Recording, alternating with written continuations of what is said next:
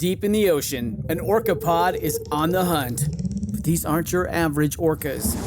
These guys are organized. Marketing team, did you get those social media posts scheduled for the SEAL migration? Aye, Captain. We even have an automated notification for all pod managers when they go live. They use Monday.com to keep their teamwork sharp, their communication clear, and their goals in sight. Monday.com. For whatever you run, even orcas. Go to Monday.com to dive deeper.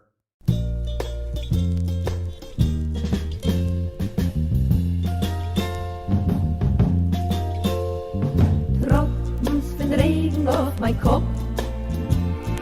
Hinter via Deck, muss es die kleine Fahrt beim Top. Geht mir kein Sach nicht. Welcome to Kill Me Now with Judy Gold. I am your host, Judy Gold.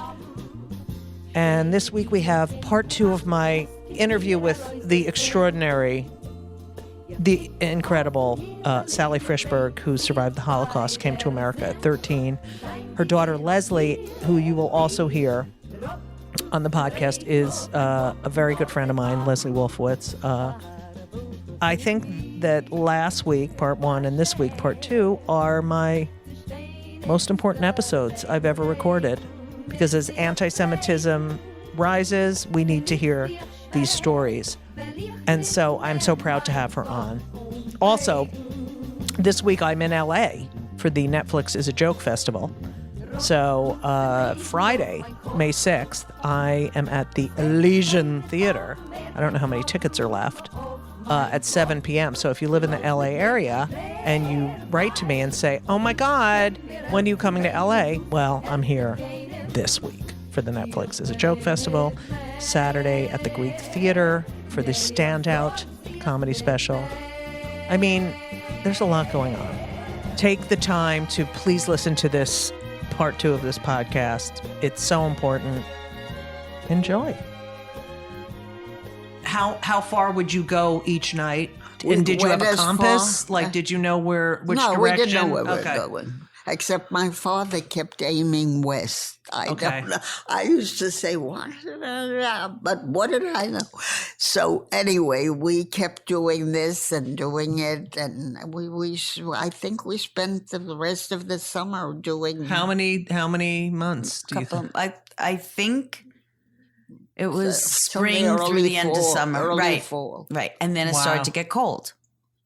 And you're living off the land. Well, yes. Walking every day to a new... Yes.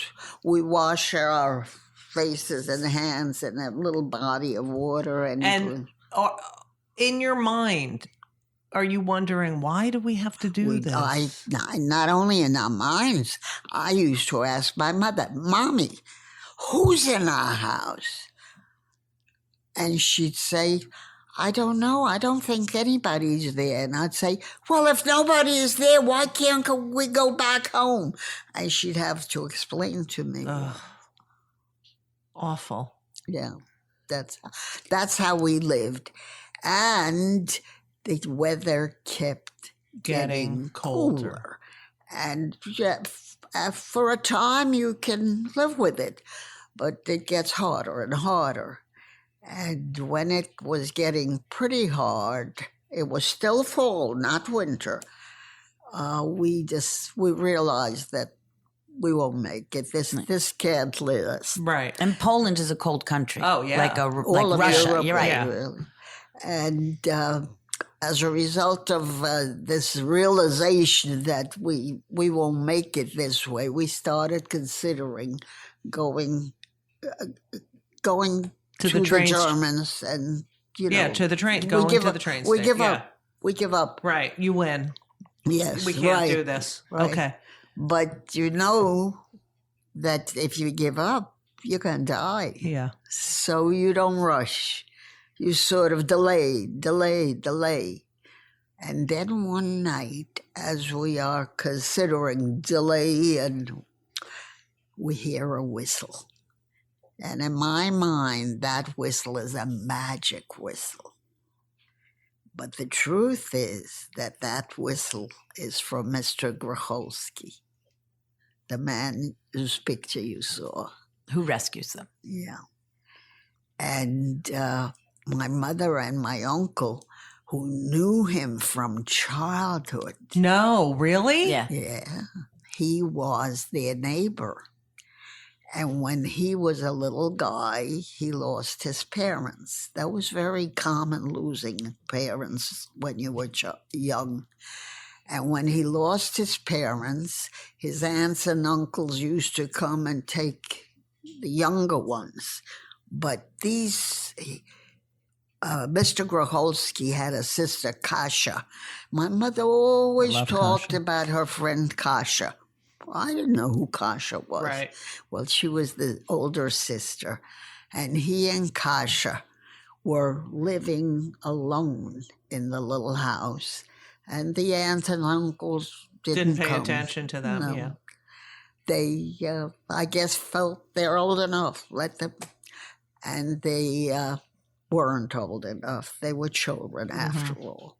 And my grandparents, without any kind of ceremony, took the responsibility of being surrogate parents Oh, okay. through their own children. See, because my relatives were playing with these two kids who had no one to take care of them. So my grandparents saw to it that those kids were dressed, that they went to school, that they went to church, that they behaved properly. Right. And they welcomed them in their house. And these kids became a part of my grandparents' family. So when you hear this whistle.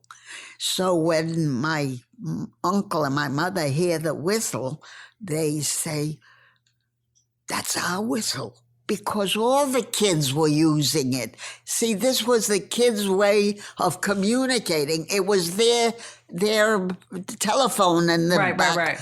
So they recognized him. And Did they know they were going in the area of where he lived, or no? No, he was coming to was the looking for area them. where we were He was hiding. looking for them. He went looking for his. Oh my God, that's so beautiful. Yeah. So he broke curfew, and he went looking for them, and he found us. And that is... And he would come and he would give them information. Don't go in that direction because the Germans are moving that way. So you head that way to stay out of harm's way, things like that. And he'd try to bring them food and whatever. And where were you? You were...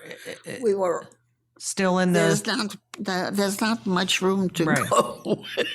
It's really a small country in a way. Right. But we made dates. He said, "I'll meet you at," and my father was fantastic geographically. Okay. If he told my father 10 feet from blah, blah, blah, blah, Right. my father knew where it was. You can give me the number and the block, and I don't know where Right. But meanwhile, I know I'm the same way. But Yeah. meanwhile, they asked him to hide them. And first he said no. He said, I can't. My wife is too nervous. The penalty for hiding Jews in Poland was death. Death for the person hiding them, death for the other people in the house, death for the children. They would kill the Jews. They would kill the non-Jews who were hiding them. And he was scared. And he said no. And the grown-ups pleaded with him. And he said, my wife is afraid. And they offered him everything that they had, which was not much. And finally... Well, it was everything we had, and some of it was very valuable. But nobody could use. My mother had an engagement ring Right. that was very, very... a fur coat, whatever they offered. But she couldn't have used it because, Right. I've told the whole story. They would have seen, and yeah. But my grandmother said to him, if you don't help us, we will die. So he said yes.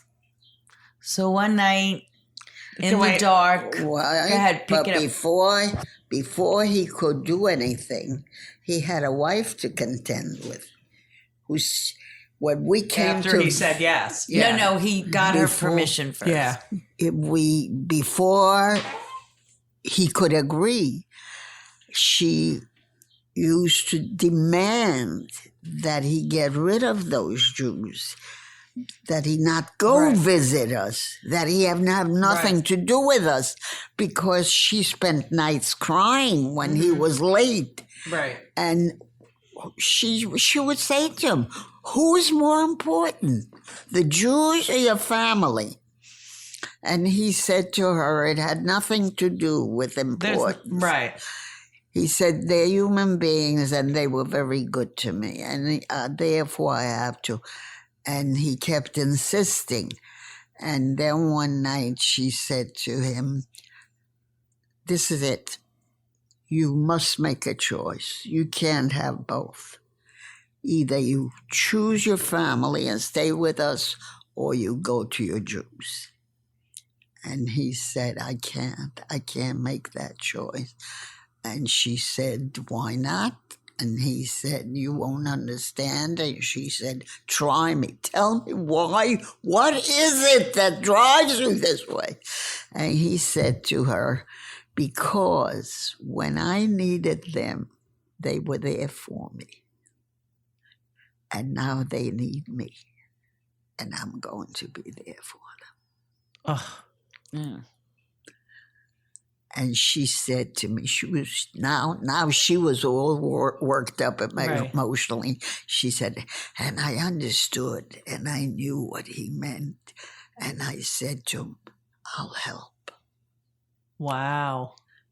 And when she said, I'll help, he brought us home. And you went, where did you live? Can you tell us, Yeah, where? Sure. I have a picture. You do? Yes. So he came and he lined us up. He said, single file, line up.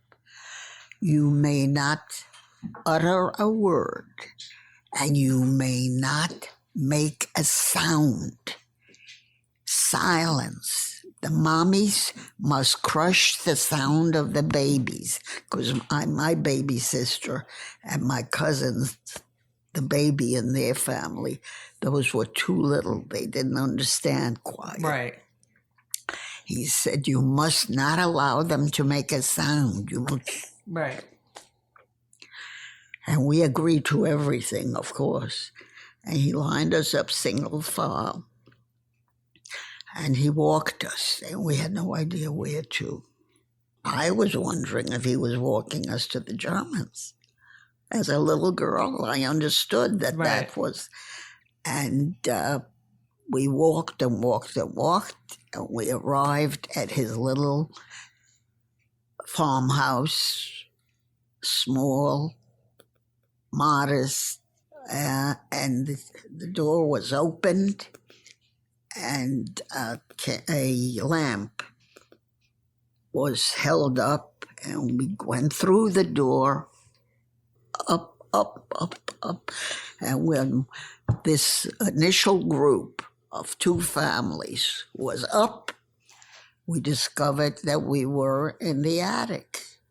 And in the attic, there was straw or hay, both accommodation, all over in the outer ring. Now those were our beds, and in the middle were large buckets. Those were our toilets. Oh. And this was our new home. Wow. And how many of you were up there? To begin with, it was our family. We were then 4 sisters, because the second of the twins died almost immediately. So she was no longer with us, but the rest of us were there. I love that picture. That's the house. That's the photo. That's the... Let me show everyone. And there's the attic. Wait a minute, I'm up doing a there. video. So, no windows. There were no windows, but there were slats. There were See, slats. these were our windows. Wow. Cracks. Which meant in the winter, there was no protection from the cold. And that is my hostess, Mrs. Grocholski, that we visited, she took her guests up to the main floor, and we sat in the attic and we talked. And she was telling us what she remembered, and her memories are painful too. I bet. Yes. So, for example, if a neighbor walked in and a sound was heard from upstairs, they would smack their kids to distract from the sound that was heard. so the kids would cry. They'd make the children cry so that in case. Right. When I remember once a neighbor came in and she was cooking our meal, which was potatoes and beans, lima beans, large lima beans. And it was a big pot because we were a good number of people. And the neighbor said, "My God, why are you cooking so much stuff? Look at that pot." And she said, "My cow is sick, so I have to feed her cooked stuff." You have to think. You have to think on your feet. Right. Yeah.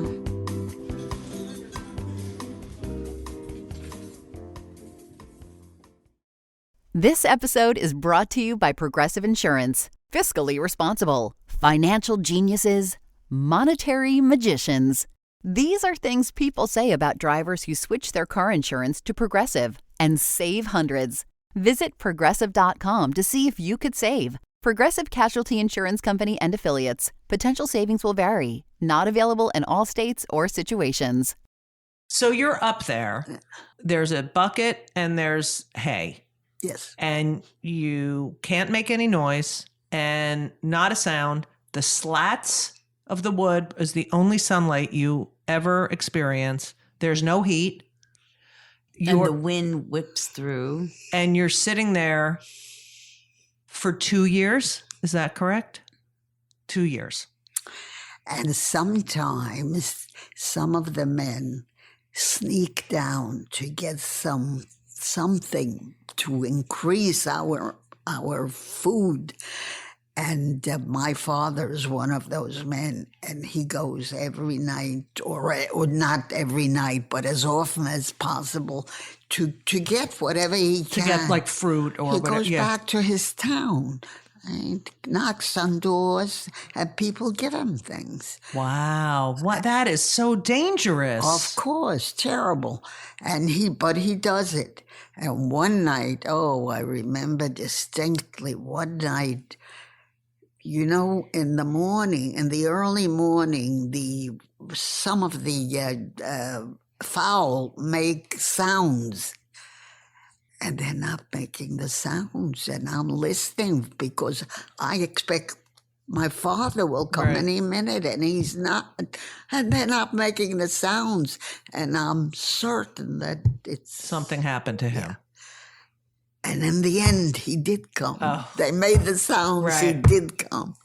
But the next night, my father whispered to me that I am the one responsible for my family, because he said, your mother won't be able to do it. My mother, after we lost I didn't describe the loss of our baby, but she changed. My mother changed considerably. For the twin. She gave her up. It was clear that she was dying. It was clear. And as a result, the decision was made by my parents that they must find a way to get help for her. But how? This is the one twin that survived. Yes. So they decided to pack her up and plant her on the doorstep of the priest of our town, because my father was friendly with him and my parents respected him for his wisdom and kindness. So they put the baby on his doorstep, and he did not disappoint them. He found a young woman And the young woman agreed to mother my baby sister, and they might have made it, but they didn't make. My sister did not make it. Oh, It you was too found late. out? She died. Oh, she died from Yeah, her illnesses. They created a story for the town, right? That this child is the child of this young woman's sister. Oh, somewhere, yeah. Yeah. But she was too malnourished. So she didn't. So she and your didn't mother, well, mother who recovers changed. from that, you know? And so your father, your My father tells father- you you're responsible. What are you, 10? At this point, I'm not quite 10. 9 years old. Yeah. Yeah. Wow. And he said, your mother won't be able to take care of your sisters. You must take responsibility. And oftentimes, if I am not able to, because what can I do? I can do nothing. I feel very guilty. I say to myself, my father must be very disappointed in me. Right. Well, it's an enormous responsibility.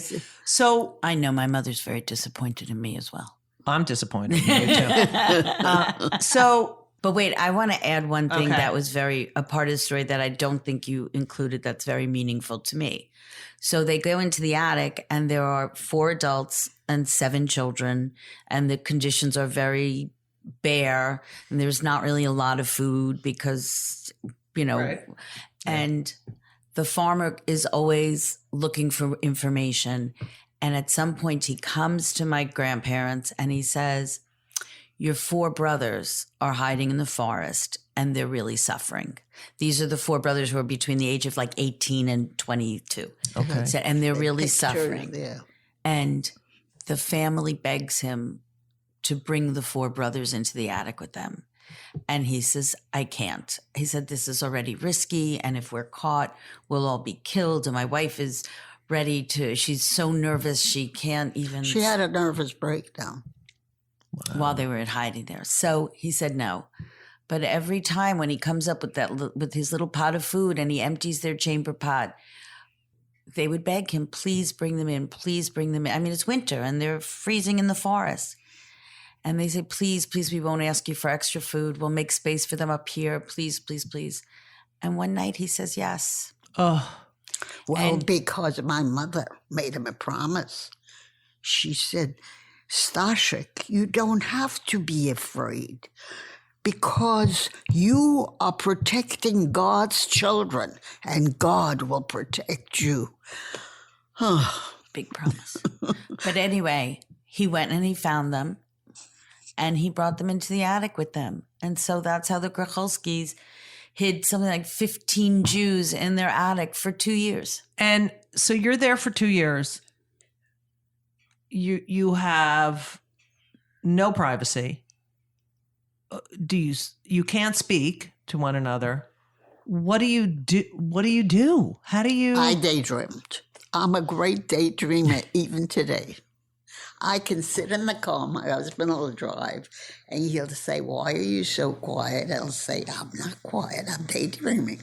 Oh, what a skill. And there were no books. There was nothing. Nothing. My grandfather used to read the newspaper. Mr. Gracholski would bring up the newspaper and he would describe to me when I was a little girl. There was a little circle above, Right. and my father sat there, and he read, but by lip reading. Right. And we listened.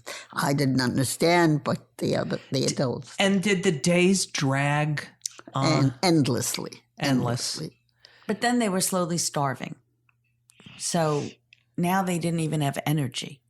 Because I asked my mother this, and she said they slept. I said, and what did you do? She goes, we dreamt about food. Remember, Mom, one time you said to me, people who are hungry just think about food. I mean, they were starving and to death. I ate piles of food. In your dreams. And was there any point during the day where you were allowed to make noise or say, how are you? Or no? No exceptions. No exceptions. No. I know, I can't. And we were often, the containers for toilets were not always absorbing everything because we were we were 15 many and you people. had no toilet paper or we had nothing. We never washed. We never bathed. So we had lice galore. Yes. How do you survive? What happens? The war. Because you hope. You hope. You daydream. For release. Yes, you do. You don't ever lose that.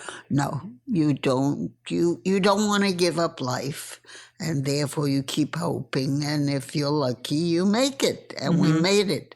And once we made it, we returned home. Eventually, we made it to the house. Can you describe the day you're rescued? Yes, Mr. Gracholski came up, and he said, "You're free. You can go." Well, you kind of knew because there was bombing. Remember? So there was a lot of bombing going on in the area, shelling. The town went underground. The citizens. So you're just in your thing, and you start hearing bombs, but you can't say to each other.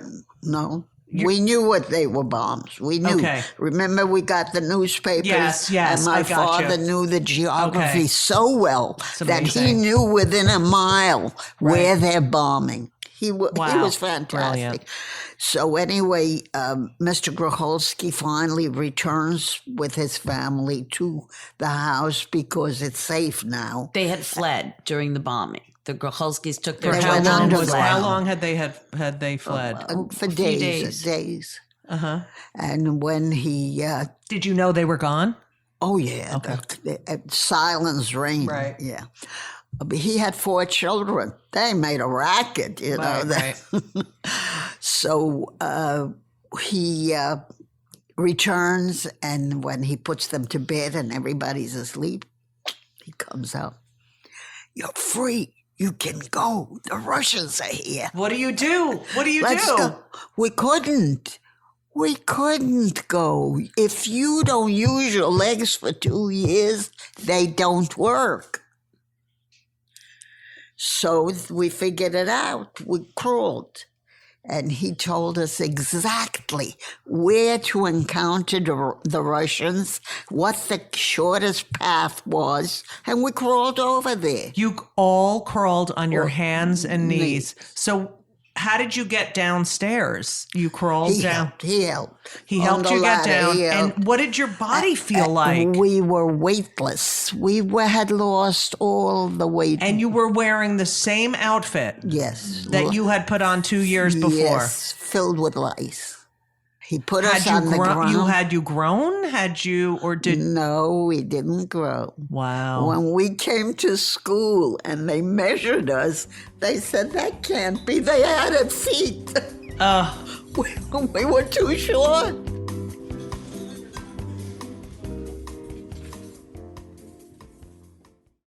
This week's episode of It's Judy Show with Judy Gold is sponsored by BetterHelp. And if you know me, which I think you do because you're listening to my podcast right now, you know that I am a big advocate for therapy. I think it benefits everyone.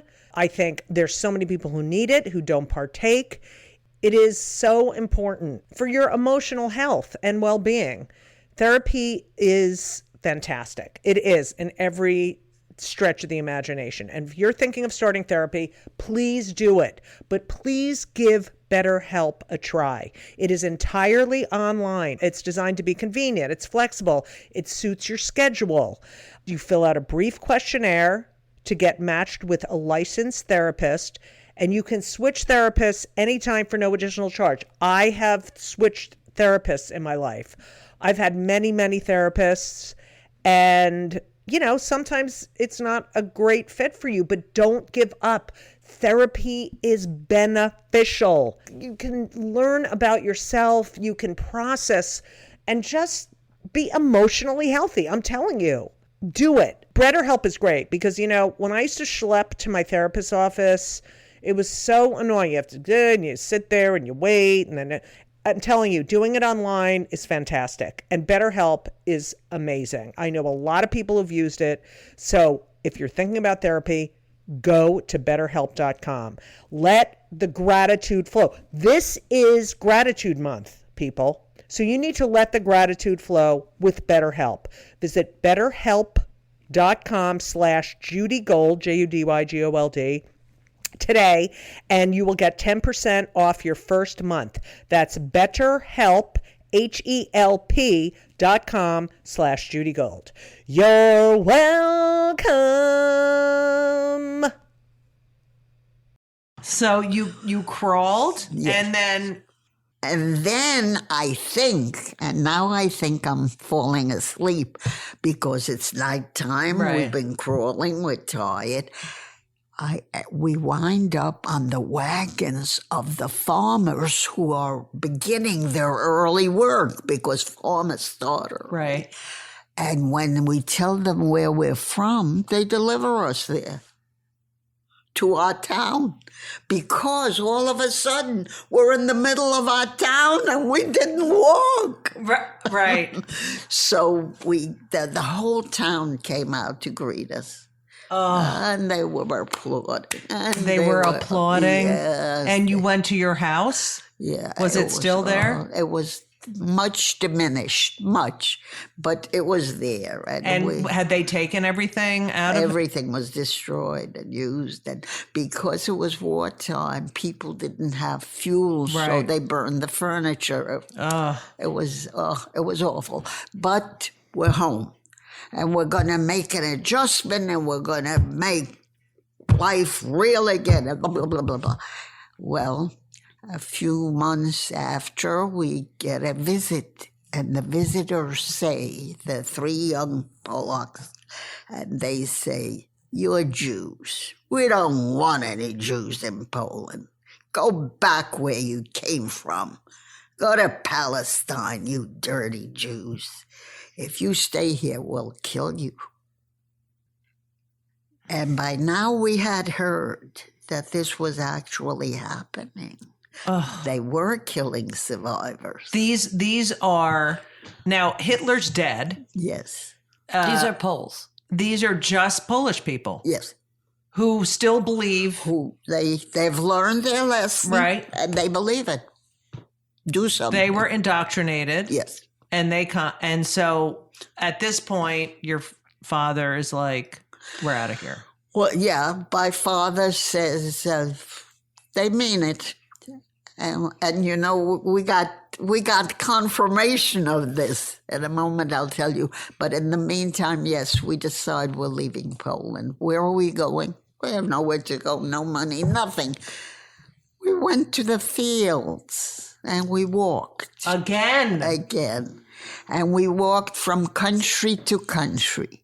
We walked from Poland to Czechoslovakia to Romania to Hungary to Austria, and we made it to Germany. And we went to Munich, and we looked for Mr. Arnold and found rubble, nothing. There's no Munich. And we found the American Army. God bless the American Army. And they came and rescued. They helped, and they said, "You must make a decision of how you're going to start life again and live." And my parents said, "Doesn't matter." They were just lost. Yeah. And the soldiers insisted on a decision, and they said, did we want to go to Palestine? At that time, it was Palestine, not Israel. And we didn't know. We thought it was a dream that it would never happen. And that didn't work out. And one day my father said, "If I thought that I will see my two brothers again, I would die happy." And they said, "You have two brothers?" And my father said, "Yeah." "Where are your brothers?" "In America." "You have brothers in America?" "Yes." "Don't worry. You'll get them. You'll see them." In no time at all, we were in America. And a few years ago, my mother was speaking, and the children of that brother came to hear her speak, my mother's cousins. Right. And one of the cousins, Mona, told me that she remembered as a child her father thinking his entire family had been killed in Europe. And one day getting a phone call or someone showed up at the door, a telegram from Hayas saying, your brother Leon and his family survived. Will you sponsor them to come to America? And she said that her father could not believe. And it was just destruction of all of European Jewry. And the fact that his brother and 3 children and his sister-in-law all survived was mind-blowing. Mm-hmm. And so that's how they came. They went, they gave $500 to pay to sponsor them. They filled out the forms. And you arrived here when you got to America. What did it feel? And what about your parent? Did you feel safe? We felt, for my parents, it was a tremendous challenge. Of course. For us kids, in a couple of days, we were excited about being in America. But for my parents, it was a frightening challenge. But they made it. My parents bought this house. This was their house. And this is a beautiful house. And this is where Leslie's crying, by the way. I mean, has probably heard the story 1,000 times, and it's still to imagine your mother in that situation. Yeah. It's so, you're amazing, Sally. So you come to America. And my aunt had been a school teacher before she became a mother. And she's announced in English, she couldn't speak Yiddish. We only spoke Yiddish. She announced that the children had to go to bed because they're going to school tomorrow. And you're thinking, what, is she crazy? Right. And they took us to school, PS 74, right on Kings Highway. And I remember distinctly coming into the class. I had no idea what was going on, not a word. Apparently the teachers had the wisdom to inform their kids about what was happening because the kids were so good to us. They took responsibility. Right. They came and took your hand and took you to the next place and the next. And within weeks, we picked up words. And within months, we were babbling. And the babble led to learning, Right. It became interesting. And then we struggled and we learned. And I remember I made it to high school. I didn't want to go to high school. I wanted to stay in elementary school. Well, of course. You had missed all those years.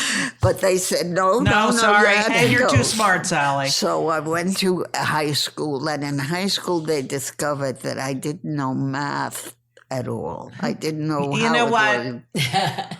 Can we discuss that? Yes, it's a very important part of my life. Yes. Because the math teacher in high school said to me, I think in Yiddish, but I'm not sure. He said to me, you're a smart little girl. You're going to learn. You're going to know. You will pay attention and you must learn. And you'll learn math too. I'm going to get you a tutor. I said, tutor? What's a tutor? And he told me what a tutor was. And I said, no, we don't have money. We can't have a tutor. He said, don't worry. I said, who'll pay? He said, don't worry. I said, we have no money. And he said, it's okay, don't worry. And he got me a tutor without money. And I asked my tutor, why are you tutoring me? We have no money. He said, don't worry about it. He's going to give me a good recommendation for college if I teach you math. So he taught me math and he married me.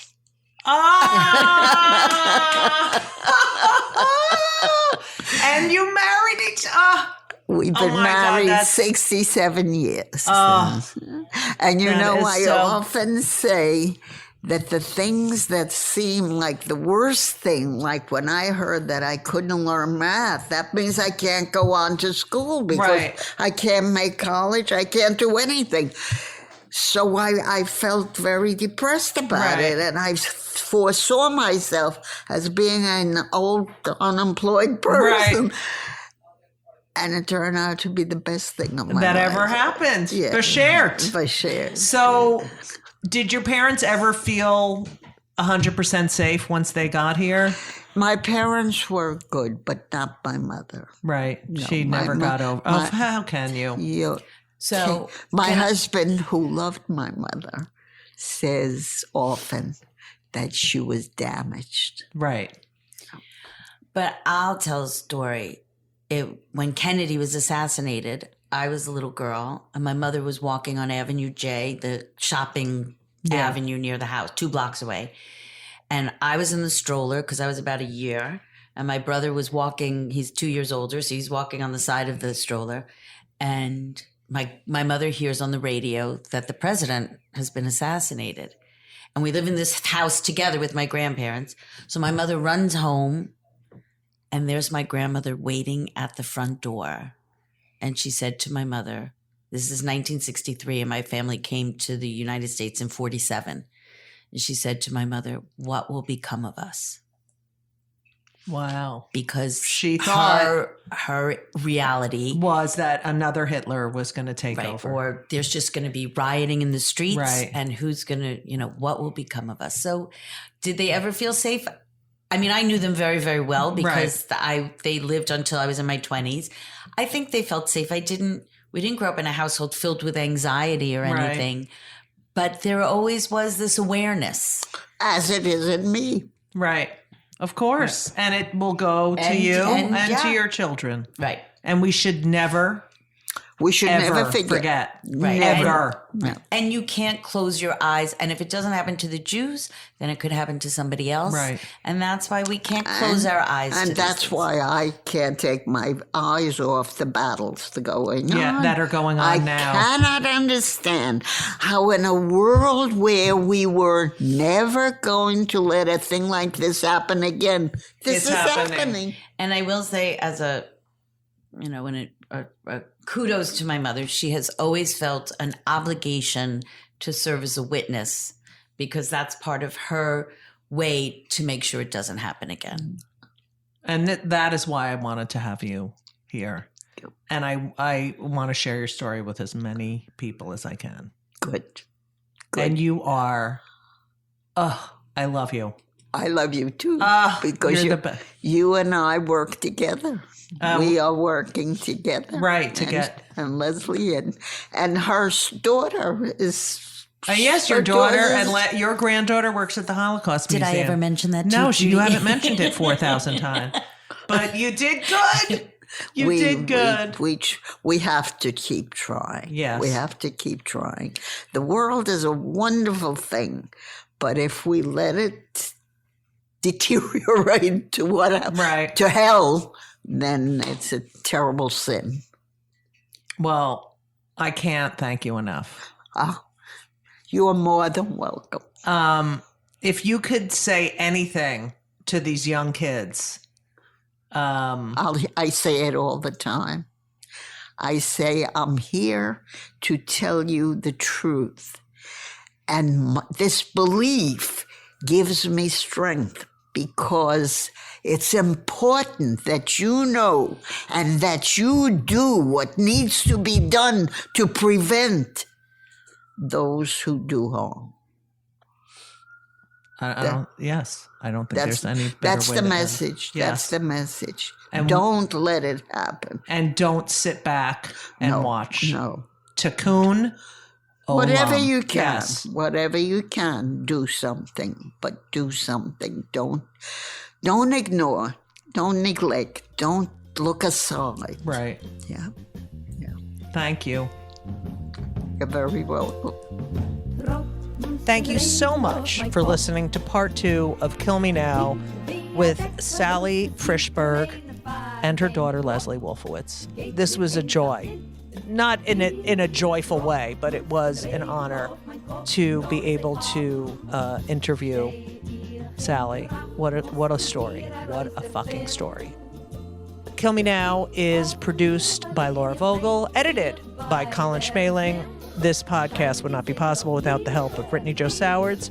If you haven't subscribed or left a review, I hate you. And you have to do it. It makes, it gets more people to find the podcast. And I need 5 stars. 5 stars. Oh, by the way, my Uber rating went up to 4.5. And my Lyft rating went from a 5.0 to a 4.9. I don't know what I'm doing wrong. I'm so nice and I tip. Anyway, if you haven't purchased my book, yes, I can say that when they come for the comedians, we're all in trouble. You should, because as you can tell, if you follow me on Twitter and Instagram, you will know that I get in some trouble sometimes, okay? Which is not good for things that I say, even though they are jokes.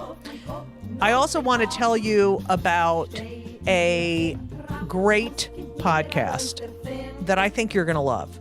It's called Can We Talk, the podcast of the Jewish Women's Archive, which I love the work they do. It features stories and interviews centered around gender and Jewishness. Nahani Roos, Jen Richler, and Judith, I love that name, Rosenbaum, talk with guests about everything from Jewish female superheroes to underground abortion service. A recent episode features an interview with Eleanor Risa about how being the daughter of Holocaust survivors has defined her.